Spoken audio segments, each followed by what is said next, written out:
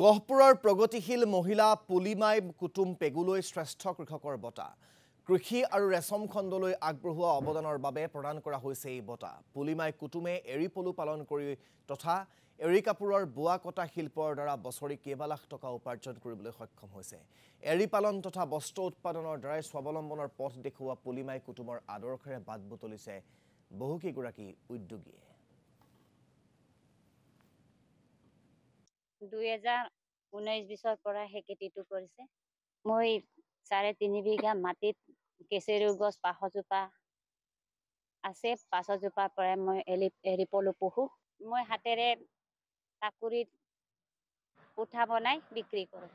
মই বছৰেকত 1,20,000 টকা উপাৰ্জন কৰে ভাল লাগিছে আৰু ভৱিষ্যতৰ কাৰণে পৰিকল্পনা আছে